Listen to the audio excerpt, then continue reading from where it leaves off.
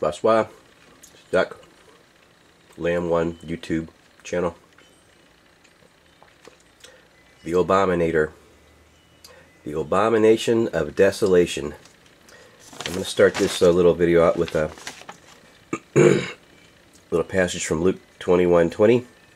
And when you shall see Jerusalem compassed, encircled with armies, then know that the desolation therefore is nigh. And when the abomination of desolation is in the holy place, it's at the doorstep. This guy's polished. Everything's choreographed. Every movement he makes has a reason for making that move. It's a power move. This guy has practiced and practiced and practiced. My God, billions of hours probably to get this perfect, to be this puppet. Now, he made the 67 borders announcement, and of course Netanyahu had a spaz attack and called him everything but a white president. And but Obama went over to him, and they went out to dinner and had a meeting and smoothed things over, and now they're best buddies again. And you say, how could that happen? Because, you know, they may be asked to give up a lot, and of course in the APEC here meeting, he said, well, we're not going to give away a whole lot, and you know, nobody really understands what the hell he's doing. The Arabic folks didn't, and the Palestinians didn't trust him at all. I thought they'd be partying, and they didn't do anything.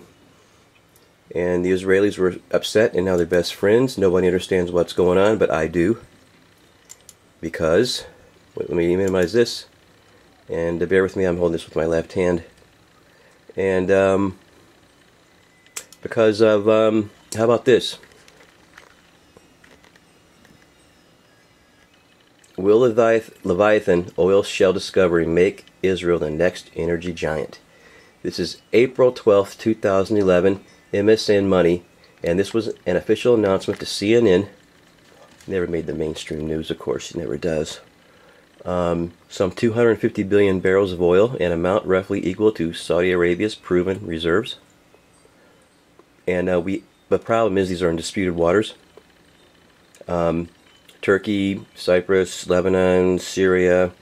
That little Cyprus is like split into two countries. I don't understand this completely, but one of them is ruled by Turkey somehow, and I don't know. There's a whole thing going on there. But it puts a lot of countries in this conflict. Turkey, like I said, Turkey is going to be in this conflict, and it's going to be a big conflict. And probably what I'm guessing is Obama probably just told Netanyahu that we'll park the Fifth Fleet right on top of those oil reserves, and nobody's going to mess with them. These are in disputed waters, like I said.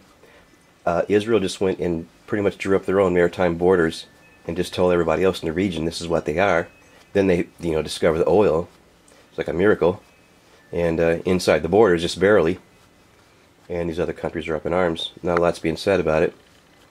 But the Palestinians would like to have a piece of this action. It's going to be a lot of money coming in. They're saying Israel could be a major oil exporter. And Israel's saying, well, we could get rid of our nuclear plants and convert them into natural gas-fired plants.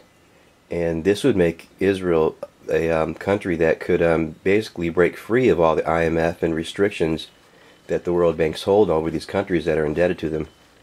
And there's only a couple of those countries left. But of course, this will never work out. It's barring any natural disasters, any man-made disasters. I mean, everything in the world that's happening right now is hearsay, because the whole world is teetering on the one big disaster that's going to push us right over the edge of this precipice. Like Obama said, we're on the precipice, but the problem is, man, we're on shaky ground. And these floods down south, we're flooding farmland. A lot of farmland up here isn't even being planted yet because they can't get out. It's been too muddy. Then you have the huge fires out in Texas.